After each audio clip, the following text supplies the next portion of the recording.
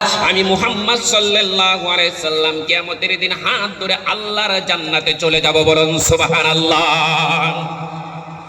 এই বৈঠকের ভিতরে অনেকজন মেয়ের বাবা আছে না নাই বাবাজি? যারা মেয়ের বাবা আছে, আমাদের কোনো ভয় নাই, আমাদের কোনো টেনশন নাই। আল্লাহর নবী বলেছে, যে ঘরের ভিতরে একটা মেয়ে আছে একটাই জান্নাত, যে ঘরের ভিতরে দুইটি মেয়ে আছে দুইটি জান্নাত, যে ঘরের ভিতরে তিনটি মেয়ে আছে তিন কন্যার পিতা জান্নাতি পিতা, বলুন সুবহানাল্লাহ।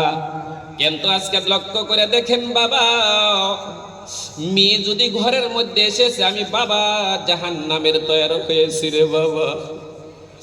মেয়েগুলাকে দেখেন টাইট পিট কাপড় লাগায়া ওই সমস্ত মেয়েগুলা রাস্তার মধ্যে ঘুরে আর ডিজাইনে যখন করে মানজা ঢুলাইয়া হাঁটাহাঁটি করে না নাই বাবা?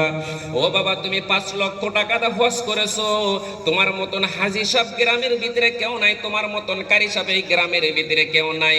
ওই মেয়েগুলা যদি বাবার শীতানের মধ্যে বসে বসে যদি বলে আল্লাহ আল্লাহ, আমার এই হাজি বাবা কোনোদিন আমাদেরকে সুবাহি মক্তবে যাওয়ার কথা বলে নাই, কোনো মাদ্রাসার কথা বলে নাই, এই বাবা কোনোদিন আমাদেরকে পর্দার কথা বলে নাই। আল্লাহ মানে নিষ্ঠুর বাবা, নিজে হজ করেছিল, নিজে আলিমা ছিলেন, মুহাদ্দিস ছিলেন, কিন্তু বাবা কোনোদিন পর্দার কথা বলে নাই। ওই সমস্ত মেয়েগুলা যখন মৃত্যু যন্ত্রণাকালে তার মুখের ভিতরে এক পেয়ালা পানি দেয় রে বাবা, মেয়েদের পানি দেওয়ার সঙ্গে সঙ্গে তার সমস্ত নেক আমল গলি বরবাদ হয়ে ওই ব্যক্তিকে আল্লাহ তিনটি আকৃতি করে দুনিয়ায় তিনি বিদায় করে নাই, বলুন নাউজুবিল্লাহ। তিনটি আকৃতি, তিনটি চেহারা মৃত্যু যন্ত্রণাকালে যদি এসে যায়, অনেক লক্ষণটা খারাপ। শুনবেন কি বাবাজি? শুনবেন কি বাবাজি? এই বৈঠকের ভিতরে নিশ্চয় প্রত্যেকটা মানুষের মৌত আছে না নাই বাবাজি? প্রত্যেকটা মানুষের জন্য জানা দরকার। 1 নম্বর হলো, কোনো ব্যক্তি যদি মৃত্যু যন্ত্রণাকালে জিহ্বায় কামড় দিয়ে যদি দুনিয়ায় তিনি চলে যায়। 2 নম্বর, মৃত্যু যন্ত্রণাকালে বাবা পেশাব পায়খানা করে অনেক ব্যক্তি দুনিয়ায় তিনি চলে যায় না নাই বাবাজি? 3 নম্বর, লক্ষ্য করে দেখেন, মৃত্যু যন্ত্রণাকালে কিছুগুলা মানুষ হাঁস মুরগির মতন ব্যাকা করতে দেখেন গলা কাটা মুরগির মতন কাঁপতে দুনিয়ায় তিনি বিদায় হয় না নাই বাবাজি? এইবার বাবাজি নবীজিকে সাহাবীরা প্রশ্ন করলো, হুজুর দুনিয়ার মধ্যে কোন লক্ষণটা ভালো লক্ষণটা আপনি বলিয়ে দেন রে হুজুর। আল্লাহর নবী মুস্কি হাসি দিয়ে এবার বলতেছেন, ও সাহাবীর দলেরা, তোমরা শুনিয়া রাখো, মানুষ মৃত্যু হওয়ার পরে 5-10 মিনিট পরে, কিছু সময় পরে তুমি ভালো করে নজর করে দেখবা, মাথায় তিনি পা পর্যন্ত সর্বশরীরটা হলুদ রোগের চেহারা হয়ে যায়, বলুন সুবহানাল্লাহ, নারে তাকবীর। এই বৈঠকের ভিতরে ইনশাআল্লাহ আমরা হলুদ রঙের চেহারা চাই কি চাই না বাবাজি? নিশ্চয় যারা চাই আল্লাহর কাছে প্রমাণ করে দে, হাত তুলে দে, কে চাই দেখি ইনশাআল্লাহ। নারে তাকবীর। আল্লাহ তুমি কবুল করে নাও আল্লাহ, প্রত্যেকটা মানুষের অঙ্গে অঙ্গে কলবের ভিতরে তুমি আল্লাহ নূরের চেহারা বানায় দিও। সকলে একবার বলুন না আমিন।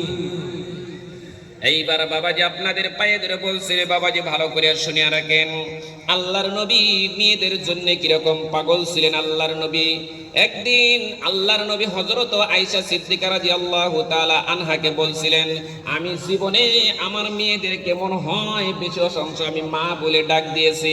আয়েশা সিদ্দিকা প্রশ্ন করেছে, হুজুর আমি যেদিন তিনি আপনার ঘরের মধ্যে এসেছি, আমার কানের মধ্যে আমি কোনোদিন শুনি না আপনার মেয়েদেরকে আপনি নাম ধরে ডাকেন, বেশি অংশ আপনার মেয়েদেরকে মা মা মা বলে আপনি ডাক দেন। আল্লাহর নবী জুর করে চোখের পানি ছেড়ে বলতেছেন, আয়েশা রে তুমি ভালো করে শুনিয়া রাখো, আমি যে কি জন্য মেয়েদেরকে মা মা মা বলে ডাক দেই তুমি কি জানো না রে আয়েশা?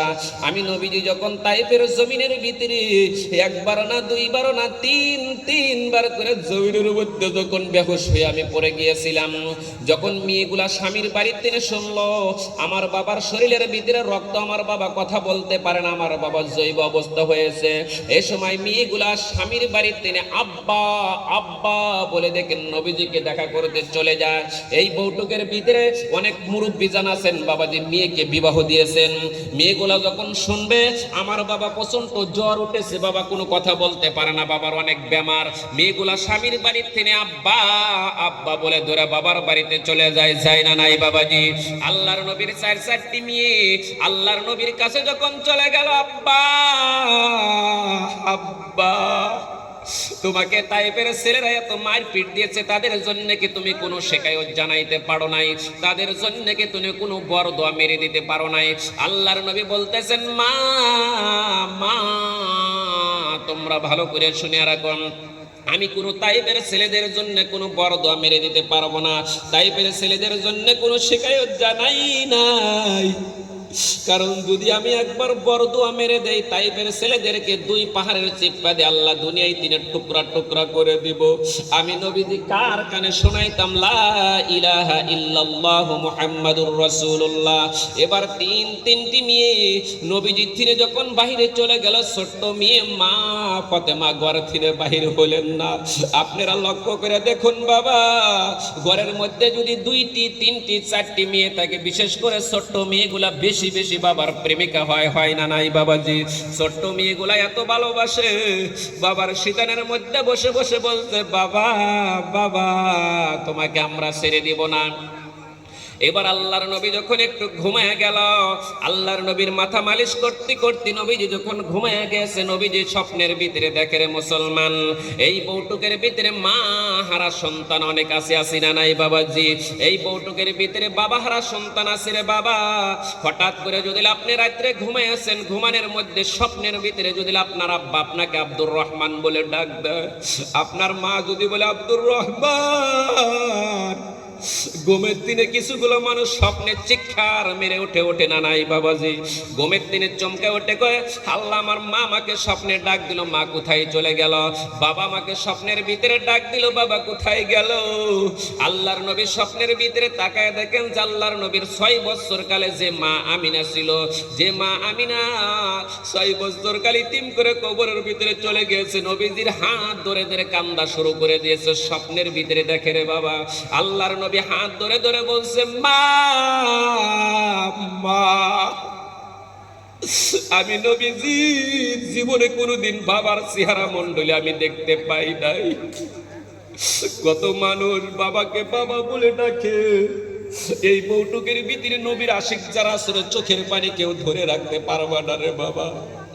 আল্লাহর নবী স্বপ্নের ভিতরে মার হাত ধরে বলতেছেন, মাগো আমি জীবনে কোনোদিন বাবার চেহারা মণ্ডলী দেখি নাই, শুধুমাত্র তোমার চেহারা দেখার পর 6 বছর কালে তুমি তিম করে আমাকে চলে গেলাম মা।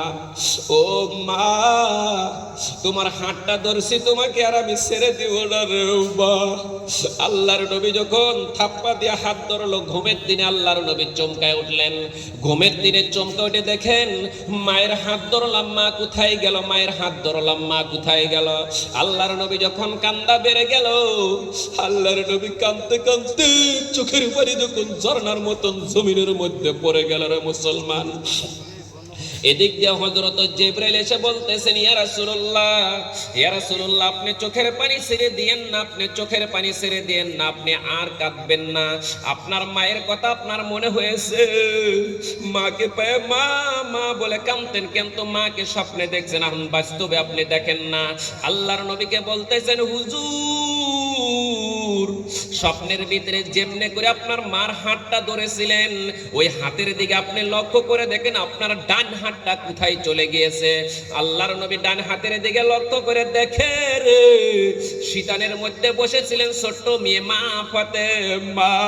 আল্লাহর নবীর হাতটা মা ফাতেমার হাতের মধ্যে হাত লেগে গিয়েছে। বলেন সুবহানাল্লাহ, নারে তাকবীর। আল্লাহর নবী স্বপ্নের ভিতরে দেখলেন মার হাত ধরলো, ঘুমের দিনে চমকটে দেখেন মা ফাতেমার হাত ধরেছে। সেদিন থেকে আল্লাহর নবী মেয়েদেরকে মা মা মা বলে ডাক দিত।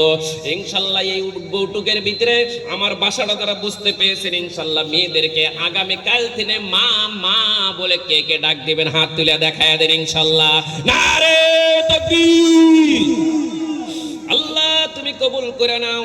এই বউটুকের ভিতরে অনেকগুলা মেয়ের বাবা আছে, আর মেয়ের বাবাদের কোনো টেনশন নাই, কারণ মা ঘরের মধ্যে তিনি চলে গিয়েছে। মেয়েদেরকে মা মা বলে দিলটা ঠান্ডা করে নিব রে বাবা। মেয়েরা বাবাকে এত মোহাব্বত করে রে বাবা, আমি নিজে দেখিছি।